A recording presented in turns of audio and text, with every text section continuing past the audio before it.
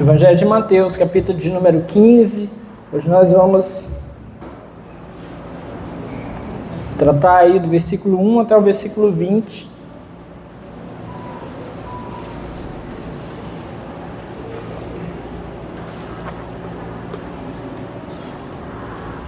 Nós vamos falar sobre tradição versus palavra de Deus. Qual o lugar da tradição? Qual o lugar da palavra de Deus nas nossas vidas? Todos acharam Mateus capítulo 15? Vamos ler, acompanhem conosco a leitura aí. Então, alguns fariseus e mestres da lei, vindos de Jerusalém, foram a Jesus e perguntaram: por que os seus discípulos transgridem a tradição dos líderes religiosos, pois não lavam as mãos antes de comer? Respondeu Jesus: e por que vocês transgridem o mandamento de Deus por causa da tradição de vocês? Pois Deus disse: honra teu pai e tua mãe, e quem amaldiçoar seu pai ou sua mãe terá que ser executado. Mas vocês afirmam que se alguém disser ao pai ou à mãe: qualquer ajuda que eu poderia dar, já dediquei a Deus como oferta, não está mais obrigado a sustentar seu pai. Assim, por causa da sua tradição, vocês anulam a palavra de Deus. Hipócritas! Bem profetizou Isaías acerca de vocês, dizendo: este povo me honra com os lábios, mas o seu coração está longe de mim. Em vão me adoram. Seus ensinamentos não passam de regras ensinadas por homens. Jesus chamou para junto de si a multidão e disse: ouçam e entendam. O que entra pela boca não torna o homem impuro, mas o que sai de sua boca, isto o torna impuro. Então os discípulos se aproximaram dele e perguntaram: sabes que os fariseus ficaram ofendidos quando ouviram isso? E ele respondeu: toda planta que meu Pai Celestial não plantou será arrancada pelas raízes. Deixem-nos, eles são guias cegos. Se um cego conduzir outro cego, ambos cairão no buraco. Então Pedro pediu-lhe: explica-nos a parábola. Será que vocês ainda não conseguem entender? Perguntou Jesus. Não percebem que o que entra pela boca vai para o estômago e mais tarde é expelido? Mas as coisas que saem da boca vêm do coração, e são essas que tornam o homem impuro. Pois do coração saem os maus pensamentos, os homicídios, os adultérios, as imoralidades sexuais, os roubos, os falsos testemunhos e as calúnias. Essas coisas tornam o homem impuro, mas o comer sem lavar as mãos não o torna impuro. Vamos orar? Senhor, essa é a tua palavra, nós nos colocamos aqui em tua presença nessa hora, pedindo ao Senhor mais uma vez a tua graça, direção, favor sobre as nossas vidas, para que em nome de Jesus nós sejamos fortalecidos, possamos ser cheios da tua presença, levados a compreender a tua palavra, a tua santa vontade, por meio, Senhor, das Escrituras, que possamos sair daqui fortalecidos, que possamos viver lá fora aquilo que o Senhor espera de nós. Por isso, em nome de Jesus, fala aos nossos corações, nos trata, Senhor, individualmente e também coletivamente, nos guiando como igreja do Senhor. Nós te pedimos perdão pelas nossas faltas e falhas, por tudo aquilo que temos feito contrário à tua palavra. Oramos, Senhor, e em nome de Jesus, repreendemos tudo que não presta, que não vem do Senhor, todo pensamento ruim, todo medo, apreensão, ansiedade ou dor.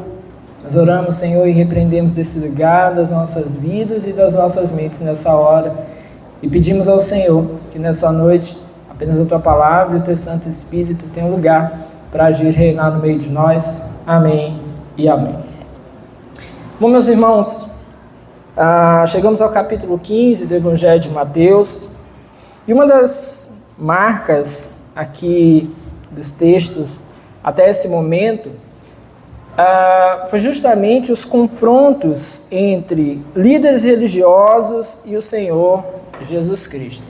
Jesus foi muito confrontado por esses líderes.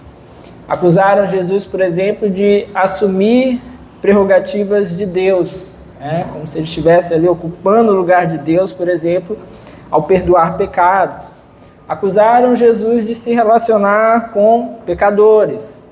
Acusaram Jesus de permitir que os seus discípulos não guardassem o sábado. E o acusaram também dele mesmo não guardar o sábado. O acusaram também de expulsar demônios em nome de Beelzebu. E agora, a acusação que se levanta contra Jesus diz respeito à vida das pessoas. Mais especificamente, diz respeito aqui a uma questão. O que vale mais? A tradição dos homens ou a palavra de Deus? Os fariseus e os escribas aqui vão acusar Jesus e os seus discípulos, na verdade, de não obedecer à tradição religiosa. E Jesus vai justamente tratar acerca disso, ensinar aqueles homens, na verdade, responder a eles, e vai trazer a nós ensino e luz acerca dessas questões. Fato é, meus irmãos, que as tradições, elas têm um lugar importante na nossa vida. Na verdade, praticamente não há vida em sociedade sem as tradições.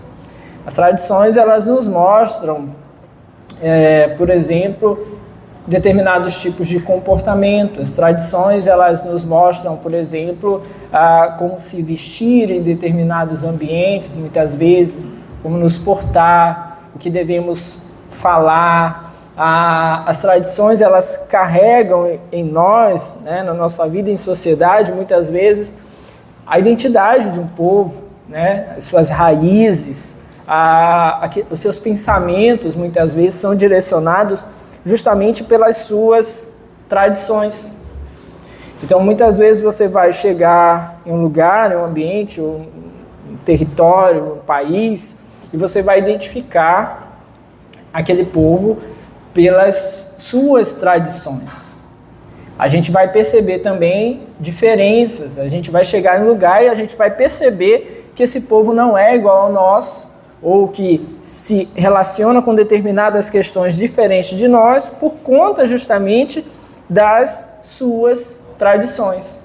E até no próprio ambiente religioso, às vezes dentro de uma mesma perspectiva religiosa, tradições diferentes vão acabar identificando aí grupos diferentes que até creem no mesmo Deus, ou deuses no sentido de outras culturas ou de outros pensamentos religiosos, e vai acabar identificando ali pessoas que pensam diferente em alguns aspectos, e muitas vezes não o aspecto central. A gente está vendo aqui de uma forma mais panorâmica para a gente entender essa questão das tradições.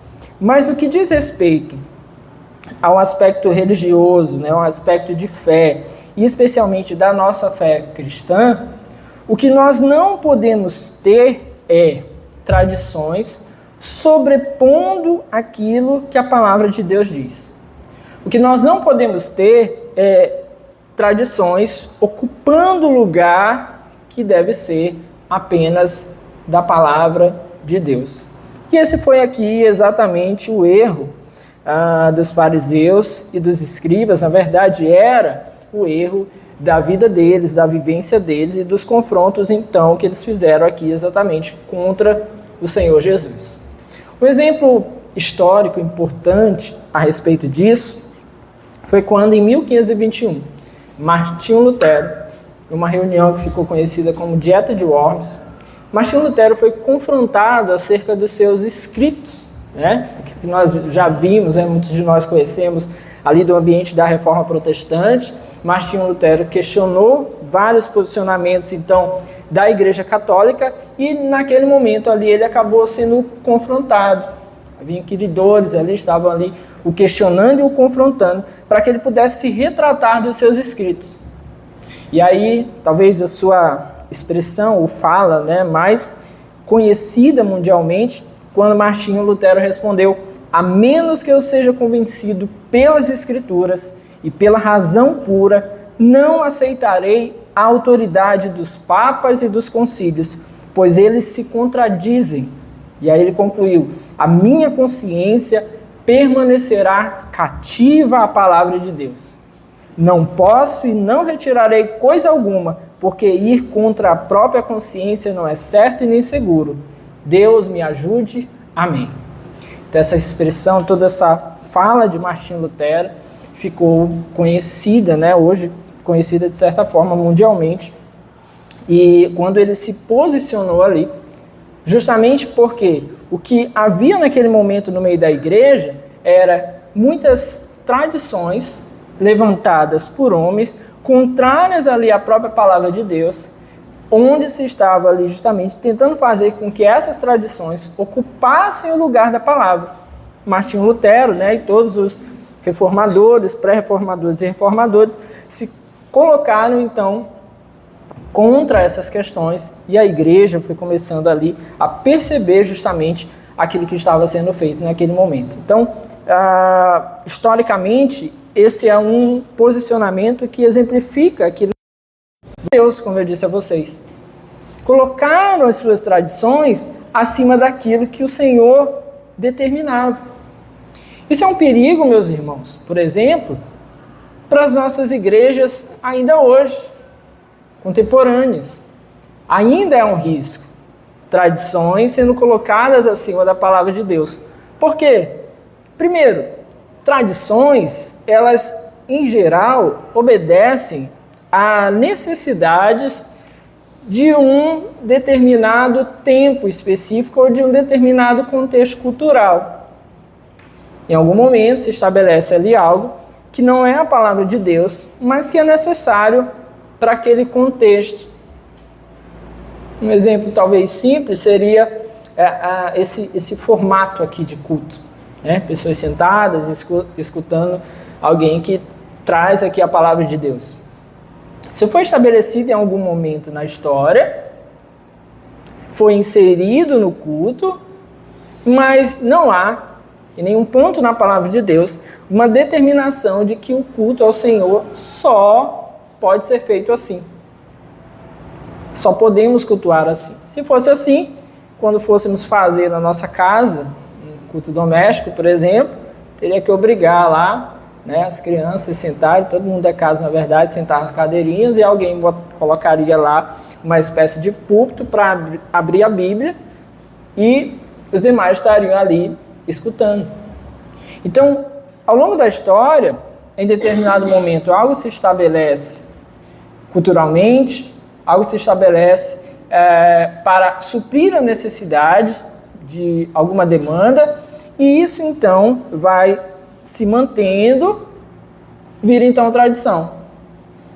Qual o risco então da tradição? O risco não, na verdade é o que acaba em geral ocorrendo. A tradição se mantém muitas vezes além do tempo da sua necessidade. Não é mais necessário fazer exatamente assim, porém, por tradição, as coisas vão se estabelecendo por um determinado momento, até que essa tradição seja quebrada. Muitas vezes, justamente por essa resistência que as pessoas acabam criando, de transicionar entre algo que é tradicional para algo que não é tão tradicional. Um tempo atrás, era quase uma afronta, de repente, olhar igrejas que tinham todas as paredes pretas, ou uma parte, né, da igreja pintada de preto. É quase uma afronta isso. Assim como anos atrás era uma afronta imaginar, por exemplo, que uma igreja teria bateria. Ou outros instantes, nós nos reunimos de templo. Por quê? Porque em algum momento foram estabelecidos templos, ficou essa ideia também de que todo lugar onde se reúne ali a igreja é um templo. E aí outros elementos, o modo com que nós nos vestimos, o estilo da música, né? Então antigamente você ia cantar lá, eram os hinos, né? A igreja cantava, o hinário, e quando eu digo um tempo, nesses tempos aí, nem é tão antigo assim na história da igreja. Aí hoje você chega na igreja, então tem toda uma música diferente, todo um estilo musical diferente, né? Se abrindo hoje até para estilos um tanto duvidosos, mas que muitas vezes está isso aí atrelado a essa questão da tradição. Importante refletir sobre isso. Talvez seja uma coisa que nós não refletimos muitas vezes, mas é importante refletir porque é justamente isso que o texto está tratando. Qual o ponto onde a tradição tem valor e qual o ponto onde a tradição precisa parar e respeitar aquilo que a palavra de Deus determina. Ou até onde avançar com a tradição sem com isso sobrepor a própria palavra de Deus. Aqui no texto, os escribas e fariseus fazem uma pergunta a Jesus. O texto diz, primeiro, que eles são vindos de Jerusalém. Se você lembra aí no capítulo 14, Jesus chegou a Genezaré e ali começou a curar muitas pessoas eram levadas até Jesus. E agora o texto diz que fariseus e mestres da lei vindos de Jerusalém foram até Jesus e levaram um questionamento a ele.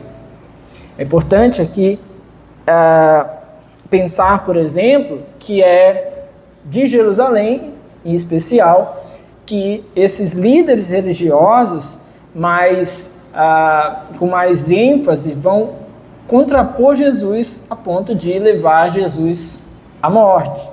Então a gente já tem aqui nesse momento um primeiro movimento desses mestres da lei e fariseus vindos de Jerusalém.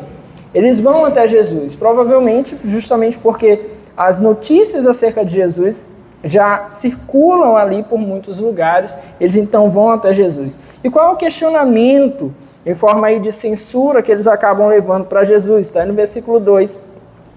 Por que os seus discípulos transgridem a tradição dos líderes religiosos, pois não lavam as mãos antes de comer? Minha versão, não sei como está aí na sua, mas talvez, se não for esse termo, é algo bem semelhante, está bem claro. O confronto deles é porque os discípulos de Jesus acabam ali transgredindo a tradição dos líderes religiosos. A tradição dos anciãos, ou seja, daqueles mais antigos. Uma tradição que já vinha ali incrustada no meio do povo judeu. E a tradição é um lavar de mãos ali antes das refeições. Essa tradição que vinha dos anciãos, do contexto religioso já antigo, essa tradição estava sendo exigida que ela fosse então mantida. Porém, era uma tradição que nada tinha a ver com as Escrituras, com aquilo que o Senhor havia determinado. Meus irmãos, tradições, elas têm valor, como eu disse agora há pouco, em determinado tempo, mas em outro momento, muitas vezes elas vão perder naturalmente o seu valor e a sua importância. E aí começam, então, muitas vezes a transicionar por tradições diferentes. Só que o risco é justamente pegar essa tradição e dar a ela um valor exagerado, que era o que esses homens aqui estavam fazendo. A mensagem das Escrituras, ela não está presa às tradições. E é importante também ter essa perspectiva quando nós lemos o texto bíblico, para que nós possamos, por exemplo, entender o que é uma ordenança de Deus e o que o texto muitas vezes apenas está nos referenciando algo que fazia parte da cultura, da tradição daquele povo, daquele lugar, daquela cidade. É muito importante, porque nos auxilia na compreensão daquilo que nós estamos lendo dentro do texto bíblico. Esses homens, então, ali confrontaram Jesus. Só que o cuidado que nós devemos ter é que o que nós temos como tradição, como método, ele não pode dar uma rasteira na verdade, que é a palavra de Deus. Ele não pode ocupar esse lugar. E eles queriam exigir de Jesus, então, que Jesus fizesse isso por meio dos seus discípulos. Esses são os acusadores ali. Como eu disse, fariseus e mestres da lei, escribas.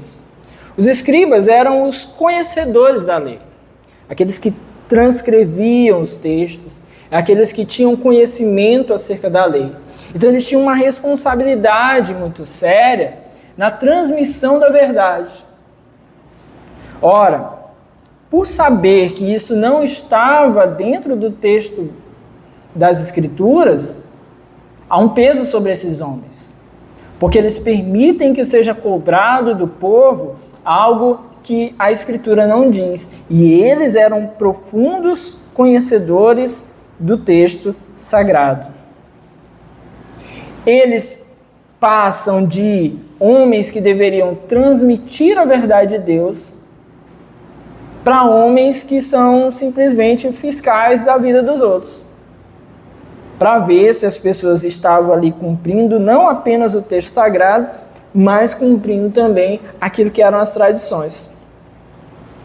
Eles eram rigorosos ali em ver se as pessoas estavam observando a lei e as tradições, mas eram frouxos com relação ao próprio cumprimento deles. Jesus vai mostrar que eles mesmos descumpriam então a palavra de Deus.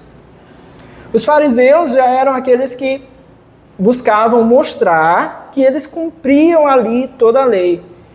E muitas vezes também com isso acabavam jogando ali um peso alto sobre a vida das pessoas. E aí, meus irmãos, o conhecimento da palavra de Deus deve nos guardar de tomar esse tipo de atitude. Porque nós temos a responsabilidade, hoje sabemos, de pregar o Evangelho, anunciar o Evangelho às pessoas. Temos a responsabilidade também de, dentro do nosso ambiente, dentro da nossa vivência com a igreja, exortarmos uns aos outros, aconselharmos, confrontarmos. Porém, se fazemos isso fora daquilo que o texto bíblico diz, nós corremos um risco muito grande de matar pessoas, de levar pessoas a viver aquilo que não é o verdadeiro evangelho. Então nós temos uma responsabilidade, antes de tudo, com aquilo que conhecemos, com aquilo que temos conhecido, que temos buscado. Por isso é tão importante a compreensão da palavra de Deus por todos nós. Há pessoas que já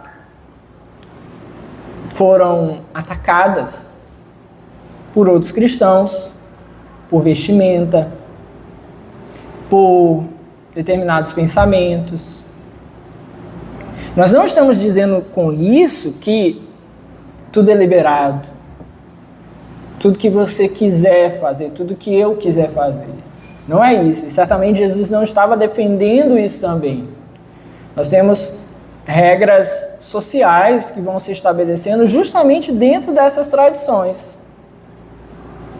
Então é imprudente se, por exemplo, um rapaz chega na igreja, né, uma camisa hiper regata, só para mostrar que ele está malhando demais, né?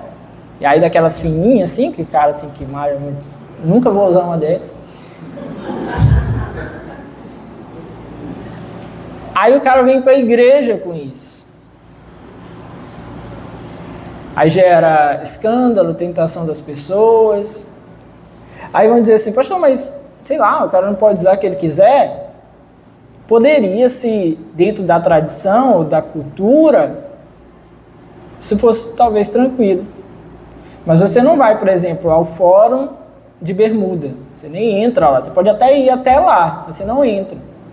Porque é uma regra social e até uma regra determinada lá. Você não pode entrar lá de bermuda. Então, da mesma maneira, isso acontece no meio da igreja. Porém, como eu disse, isso não pode avançar além da palavra de Deus. A gente não pode dar a essas coisas um peso de palavra de Deus. Uma igreja, por exemplo, que a cultura da igreja, a tradição da igreja é que os homens, por exemplo, estejam no culto de terno, ok, a tradição. Quem começa a congregar lá, se sente à vontade, passa a usar assim, tudo bem.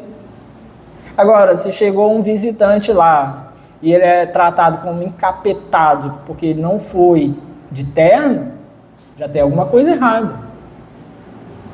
Então nós precisamos ter esse cuidado. Amém? E o conhecimento das Escrituras vai nos livrar de ter esse tipo de posicionamento. Qual foi a acusação que eles fizeram ali contra Jesus? Mais uma vez, eles estavam incomodados porque os discípulos, diz o texto, não lavavam as mãos. Mas, meus irmãos, esse não lavar as mãos aqui, e além de um cuidado de higiene, não era um cuidado com a higiene e não era também um cuidado cerimonial da lei estabelecida por Deus. O Senhor não havia estabelecido essa lei. Quem estabeleceu, dentro da cultura ali, dentro da tradição, então foi estabelecida pelos líderes religiosos, essa e tantas outras práticas cerimoniais que não eram lei do Senhor. Uma busca ali por uma espécie de purificação, era essa a ideia. Era essa a ideia que eles tinham, era uma espécie de um ritual de purificação, que eles se lavassem ali antes das refeições. Mas isso não tinha um amparo dentro da palavra de Deus. Eles haviam criado isso. Então não tinha uma preocupação sequer com higiene, não era algo que estava na lei. Eles criaram isso e eles queriam conferir a isso um peso de lei. E por isso então questionaram Jesus acerca ali dos seus discípulos, que eles observaram que não faziam isso. Devemos lembrar também que eles estavam fazendo de tudo para pegar Jesus em algo errado. Estavam usando agora, nesse momento ali, a questão das tradições para confrontar Jesus. O que Jesus fez, em vez de ceder ali aos argumentos deles ou ao questionamento deles, Jesus devolveu a eles uma pergunta e os cercou ali com a verdade. Veja o versículo 3. Respondeu Jesus: e por que vocês transgridem o mandamento de Deus por causa da tradição de vocês? Ora, se a pergunta era a deles, né? Por que seus discípulos transgridem a tradição? Jesus perguntou: por que vocês transgridem a lei de Deus por causa da tradição de vocês? Então Jesus, de cara, já colocou ali em seu devido lugar. A ordem das coisas é, primeiro a palavra. Naquilo em que a palavra não entra, a tradição pode entrar. Agora, a tradição, ela não pode sobrepor a lei. Ela não pode sobrepor a palavra de Deus. E esse cuidado, então, meus irmãos, nós precisamos tomar. Porque pecam aqueles que pegam as tradições e sobrepõem a palavra de Deus. Não tem nada que impeça, por exemplo, que o restante do pão da ceia possa ser consumido por alguém como pão. Ah, pastor, mas não tem que ter um cuidado, a pessoa que vai participar da ceia, ela não precisa ter consciência acerca da ceia? Sim. Agora, você não vai ali no mercado e diz assim, me dê pão para a ceia. Porque ninguém fabrica pão da ceia. É pão. Não é não? É pão. Então, não sendo no ambiente da ceia, não sendo ali no rito da ceia, o pão ele é pão. Não pode, no final do culto, uma criança comer o pão. Vai levar para casa, comer no outro dia, sobrou muito. Tera ali no café, bota dentro do café, quem gosta de pão no café, eca. Tem gente que gosta, pode comer. Mas não é pão da ceia. Você entende isso? Não é. Então Jesus vai alertar, nós não podemos fazer isso. Pegar e sobrepor a palavra de Deus, aquilo que para nós é meramente tradição. O que é pior, esses homens eles se achavam santos por observar as tradições. Eles se achavam santos demais porque observavam aquilo que era tradição. E é o cuidado que nós temos que ter. É o cuidado. Por quê? Porque de repente você pode se achar mais espiritual porque está de terno. Acho que o Alexandre já foi desprezado ali no lugar que chegou lá, os caras estavam de terno. Foi não? Foi pregar? Foi? Foi desprezado, coitado. Porque não estava intertelado igual os caras. A gente não pode fazer isso. A gente não pode se achar superior em nenhum momento. Nem podemos nos achar na vida comum, nem pelo conhecimento da própria palavra de Deus, quanto mais por aquilo que é tradição. Achar que determinada igreja, determinada denominação é superior, por isso ou por aquilo, nós não podemos fazer isso. Nós não podemos nos achar santificados por aquilo que a palavra não diz, que é santificação. Então eles viviam ali dentro dessa incoerência, eles acabavam pecando enquanto se achavam santos. E aí tem esse risco muito grande de pessoas viverem na igreja pecando, achando que os seus pecados são santificação. É pecado. É pecado se achar superior por práticas religiosas que até são lícitas. Eu oro, mas eu oro no monte, eu oro 5 vezes por semana no monte, cada dia desses 2 horas. Eu sou superior a você. Você não faz isso. É errado. É pecado. É pecado porque muitas vezes vai esconder nesse coração soberba, arrogância. Você se sente superior ao outro. Então precisamos cuidar desse equívoco. Essa tradição deles aqui foi questionada por Jesus. E Jesus usou um outro exemplo de uma outra situação para que isso ficasse mais claro ainda a todos eles. Está aí a partir do versículo 4. Pois Deus disse, honra teu pai e tua mãe, e quem amaldiçoar seu pai ou sua mãe terá que ser executado. Isso aí, meus irmãos, que está no versículo 4, isso aí Jesus deixa claro, Deus diz. Por que ele diz que Deus diz? Porque Deus diz. É aquilo que está nas Escrituras. Êxodo, Deuteronômio e Levítico trazem essas informações. O Senhor ordenou que pai e mãe fossem honrados, o Senhor ordenou que quem amaldiçoasse seu pai ou sua mãe teria que ser executado, isso dentro da lei ali no Antigo Testamento. Mas o que essas pessoas, o que esses homens aí, hipócritas e arrogantes faziam? Versículo 5. Mas vocês afirmam que se alguém disser ao pai ou à mãe, dizer o quê? Qualquer ajuda que eu poderia dar, já dediquei a Deus como uma oferta, não está mais obrigado a sustentar seu pai. Olha o que eles diziam, é importante explicar.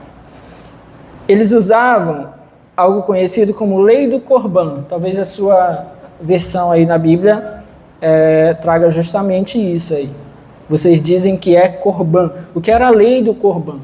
A lei do Corban era uma prática de devotar a Deus um patrimônio pessoal que poderia ser conferido a outra pessoa, ou que outra pessoa teria direito, mas você antes entregou a Deus, consagrou a Deus, levou a Deus. Geralmente levava-se ali ao templo e entregava ali ao Senhor. Então eles criaram essa ideia de que quando se consagrava isso a Deus, já não era mais direito de outras pessoas.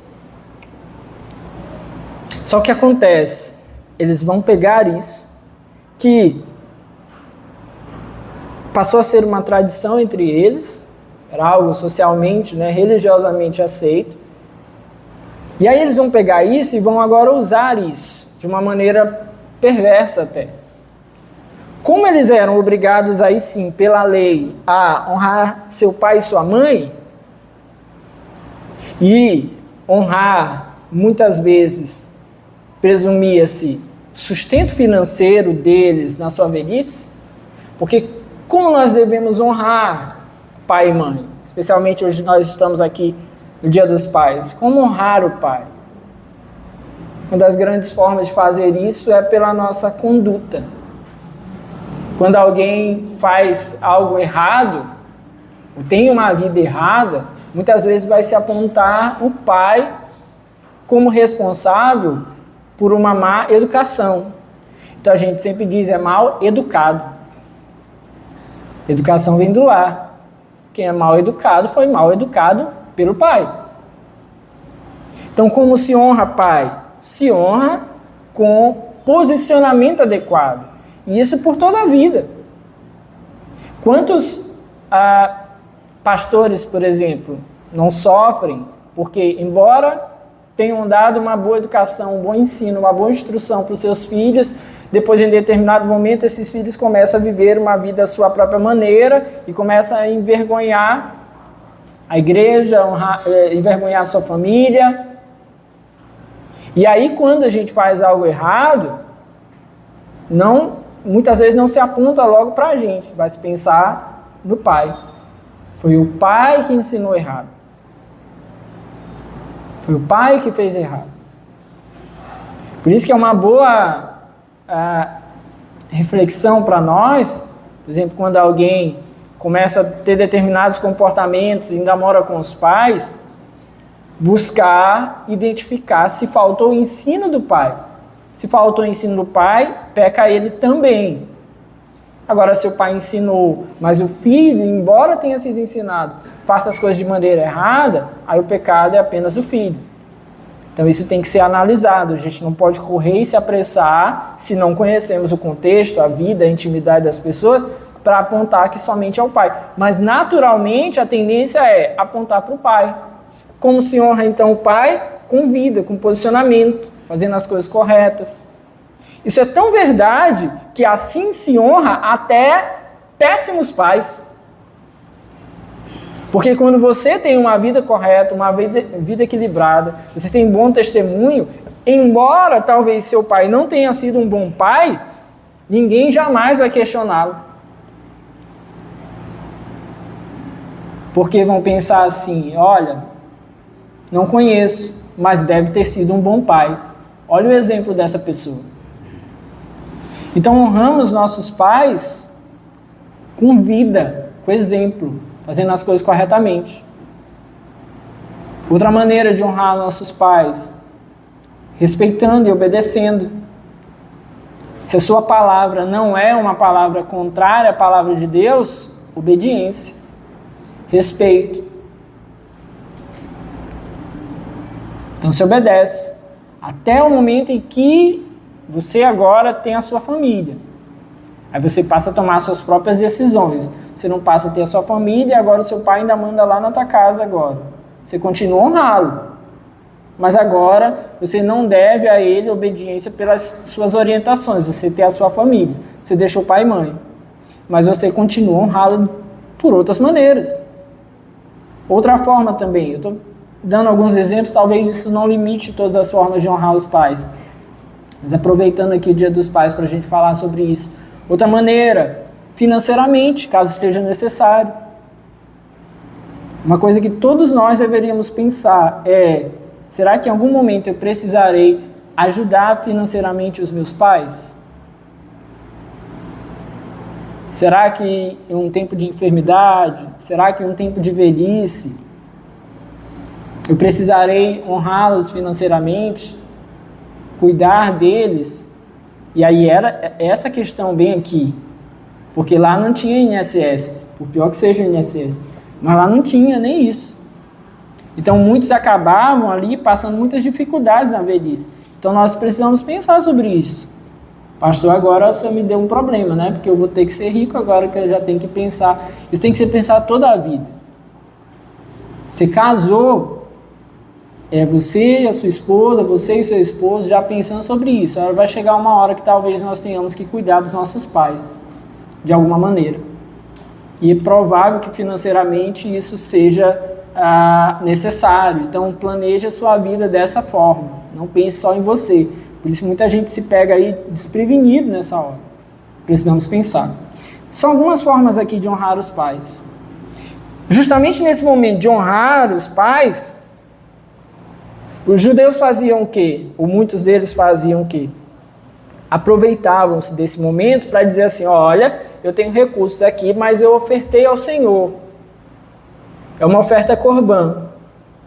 E eles eram tão sem caráter que havia uma espécie de acordo em que eles poderiam ofertar ao Senhor e continuar utilizando.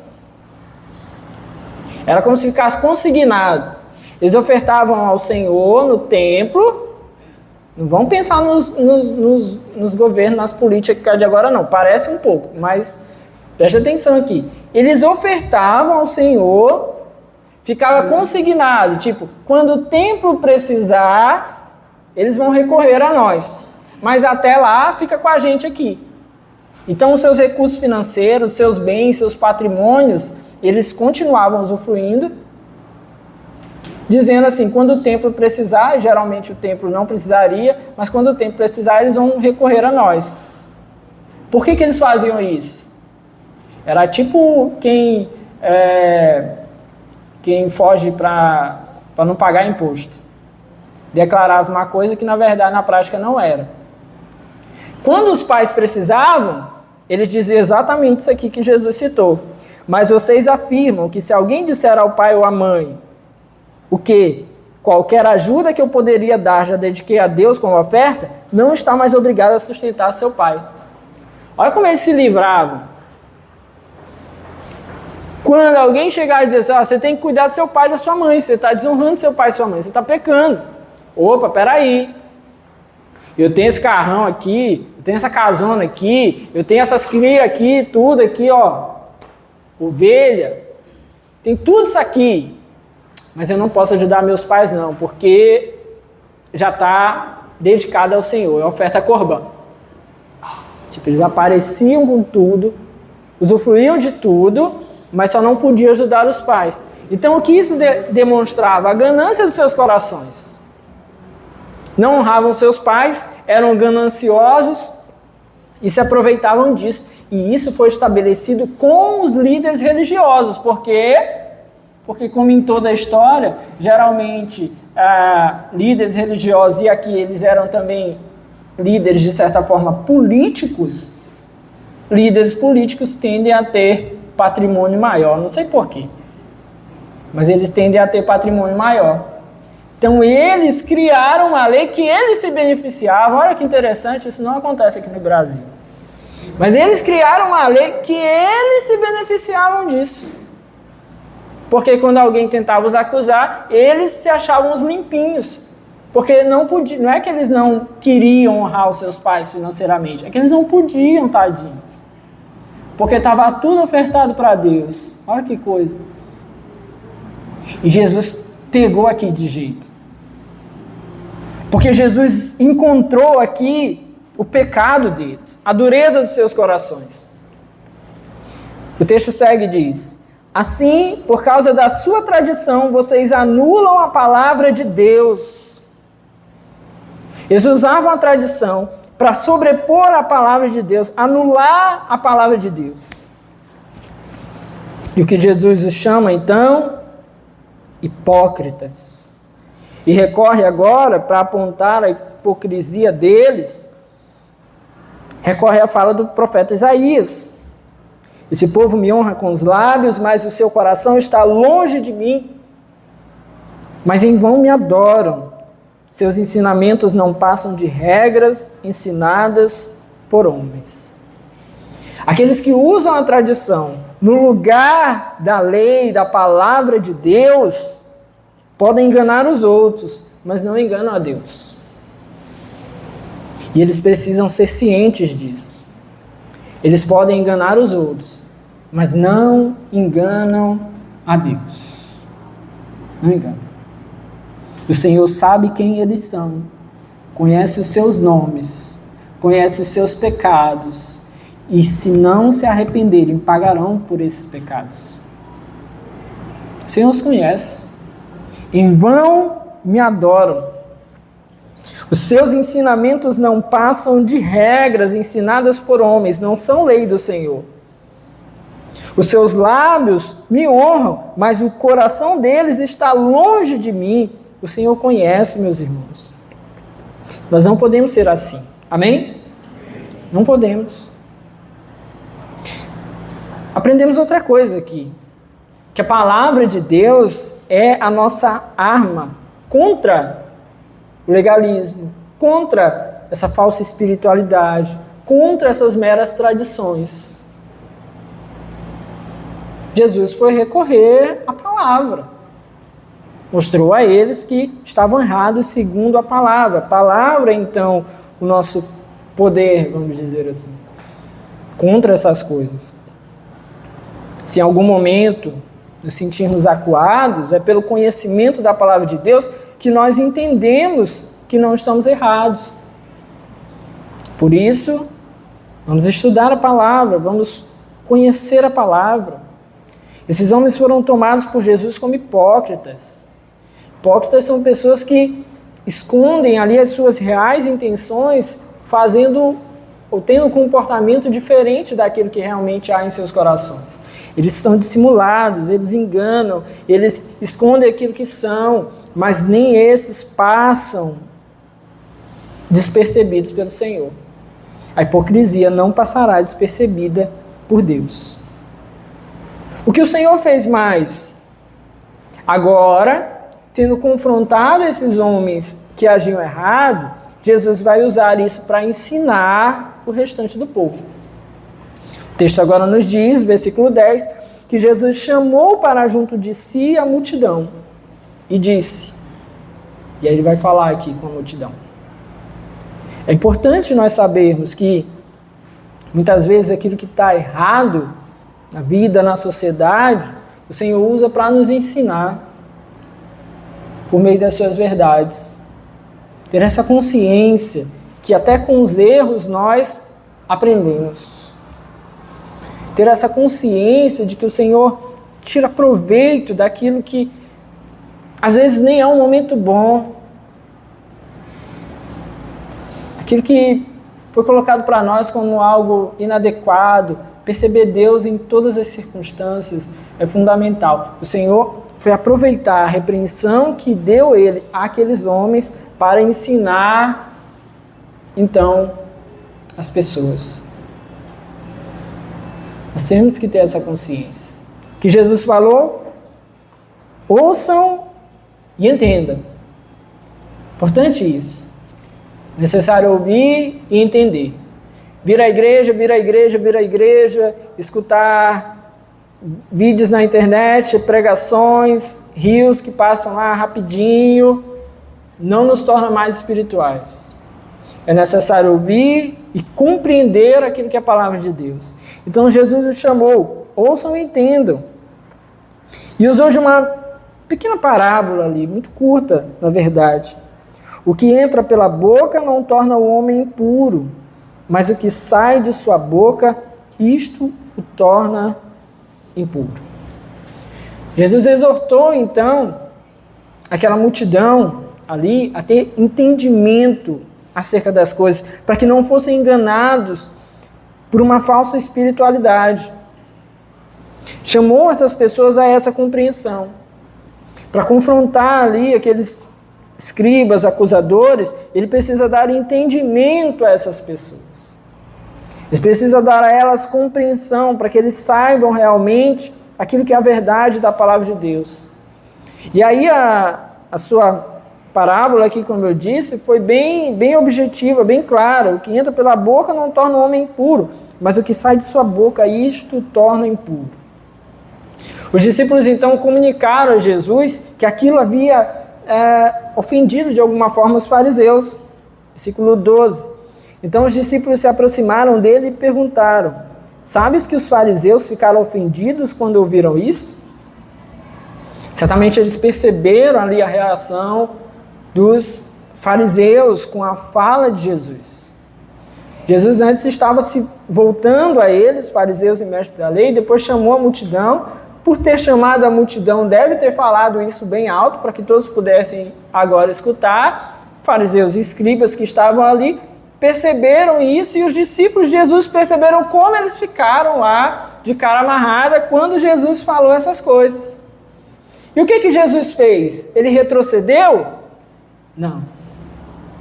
Aqui está o erro de muitos de nós, que quando vemos pessoas chateadas pelo confronto ali das suas meras tradições, nós retrocedemos muitas vezes para não criar confusão, para não deixá-los mal. Mas, meus irmãos, o nosso compromisso é com a verdade, é com a palavra de Deus. Esse é o nosso compromisso. Esse é o nosso compromisso. Se alguém vai ficar chateado porque quer defender as suas tradições, infelizmente, direito deles. Mas o nosso compromisso é com a palavra de Deus. Então Jesus não retrocedeu. Na verdade, ele foi mais contundente ainda. Ele disse então, versículo 13, 14. Ele respondeu: toda planta que meu Pai Celestial não plantou será arrancada pelas raízes. Deixe-nos, eles são guias cegos. Se um cego conduzir outro cego, ambos cairão num buraco.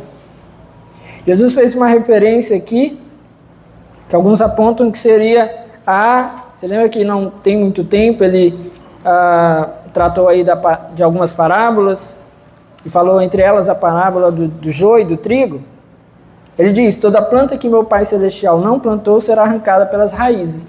Em outras palavras, que Jesus talvez aqui apontasse é que o Senhor sabe quem eles são, conhece os seus corações, eles podem estar chateados, mas eles não são do Pai. O Senhor conhecia os seus corações. E se não são do Pai, qual o problema de que eles fiquem chateados? Qual o problema de que aqueles que não temem o nosso Senhor fiquem chateados pela exibição da nossa fé? Não há problema. Porque se não querem se converter, se não querem crer no Senhor, se não querem entregar as suas vidas, infelizmente eles vão viver as suas vidas. Na verdade, nem teriam por que ficar chateados se não creem no mesmo Deus.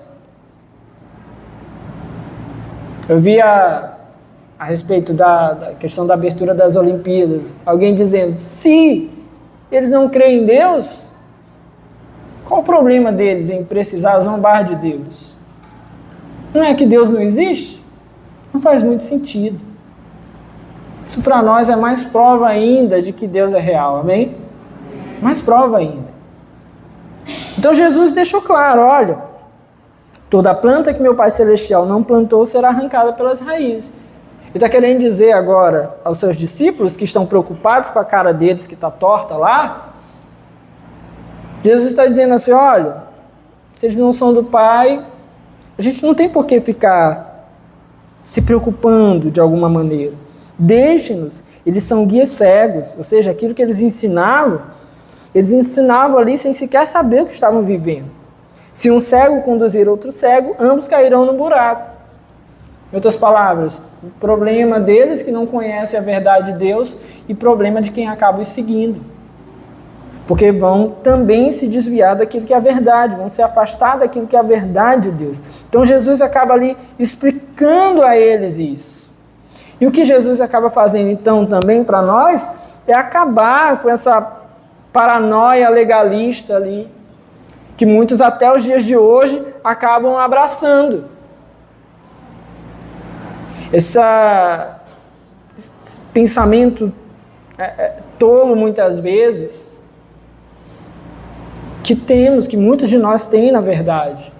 Jesus vai acabar com isso. Pedro pediu explicações da parábola. É interessante, você lembra que a gente passou por duas situações em que Jesus disse que ia explicar a eles a parábola. Outra, eles despertam e pedem a Jesus a explicação da parábola. Agora, Pedro, em especial, pede a Jesus novamente a explicação da parábola. Só que foi uma parábola tão simples que até Jesus, de alguma maneira, se espanta, vamos dizer assim, com a reação de Pedro. Então ele diz, versículo 16, será que vocês ainda não conseguem entender? Perguntou Jesus. Mas ele vai explicar. Não percebem que o que entra pela boca vai para o estômago e mais tarde é expelido? Mas as coisas que saem da boca vêm do coração. Como eu disse, Jesus está aqui acabando com essa paranoia legalista que muitas vezes há, né? Essa coisa de abraçar as tradições com uma posição superior. Uma das coisas que eles tinham era justamente por essa questão dos alimentos. Jesus aqui, de uma tacada só, por exemplo, acaba com a questão da necessidade da limpeza das mãos, de uma forma cerimonial, acaba com a ideia de que haviam alimentos impuros. Então não há alimento impuro. Isso é fortalecido depois, vamos dizer assim, em Atos também. Mas Jesus deixa claro, não percebem que o que entra pela boca vai para o estômago e mais tarde é expelido, mas as coisas que saem da boca, elas vêm do coração. Então ele os alerta. Que você come, o máximo que vai acontecer é que se for ruim, mal feito, alguma coisa, vai, né, pode fazer mal a você. O normal é você comer, o organismo tira proveito daquilo que é bom e descarta aquilo que precisa ser descartado. Isso é o natural, fisiológico. Então Jesus deixa claro para eles isso. A gente não precisa, até os dias de hoje, teve gente assim de me perguntar, a agência assim que eu trabalhei, aí sempre tinha uma pessoa assim que pedia o almoço todo mundo. Ah, tem galinha ao molho pardo, mas tu não come, né, que tu é crente. Eu não como porque eu não gosto. Não teria problema. Tem gente que não come porco. Tem gente que não come carne nenhuma. Em algumas linhas, vamos dizer assim, de pessoas que se identificam como cristãos, mas não comem nenhum tipo de carne. Porque supostamente encontram na Escritura amparo para isso. Mas acabou se tornando isso muitas vezes tradição. Tradição, tradicionalismo. Tem gente que come mocotó, mas só se for mocotó das partes do boi. Se tiver parte do porco, não come. Tem que separar. Qual é o mocotó? Para dizer qual que pode comer e não pode. Então isso, tradição, que vira, na verdade, tradicionalismo, e aí você incorpora aquilo como se fosse verdade. A maioria dessas pessoas sequer se perguntaram ou perguntaram a quem os ensinou qual o fundamento disso. Só aceitaram e foram vivendo assim. Aceitaram e foram vivendo, entenderam que é verdade. Porque é importante, meus irmãos, conhecer as Escrituras. Porque aqui nós acabamos de enxergar também o poder que tem uma autoridade. O poder que tem o ensino de alguém que detém a posição do ensino. O poder de, ao longo de gerações e gerações aí, poder enganar muitas pessoas que estavam ali sendo enganadas por esse tipo de ensino equivocado. E Jesus, por conhecer a palavra, vai destronar isso. Por fim, meus irmãos, Jesus deixa claro que o que contamina o homem é o que sai da boca.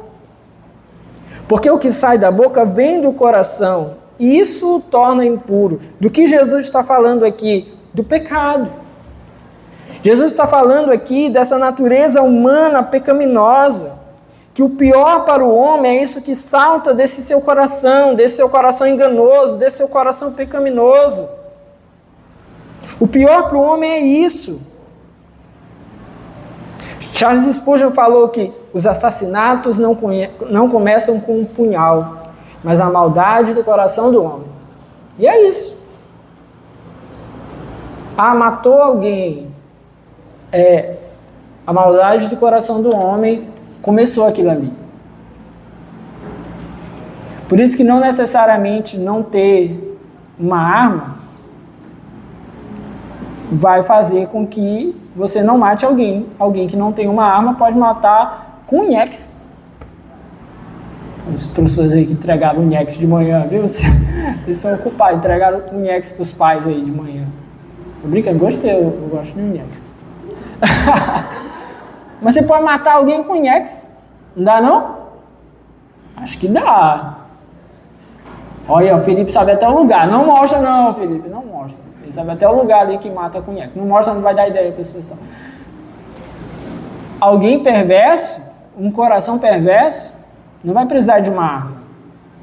Eu vi uma cena, acho que foi em São Paulo, o cara passou com a moto e pegou o retrovisor de um carro. Carro caríssimo. Caríssimo. O cara perseguiu, o cara nas ruas assim, e as câmeras pegaram.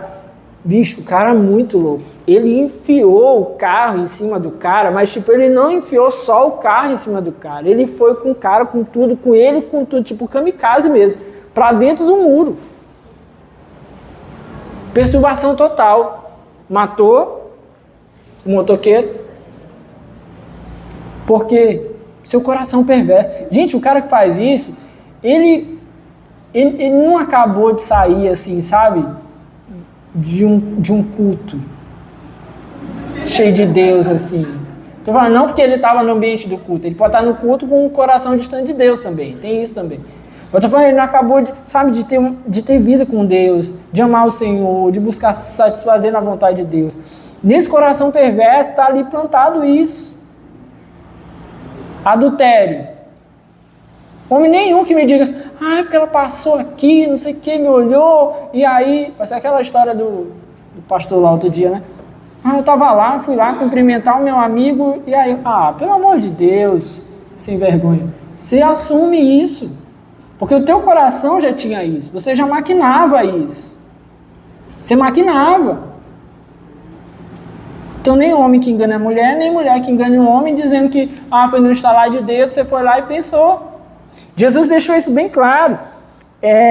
As coisas que saem da boca vêm do coração, e são essas que tornam o homem impuro.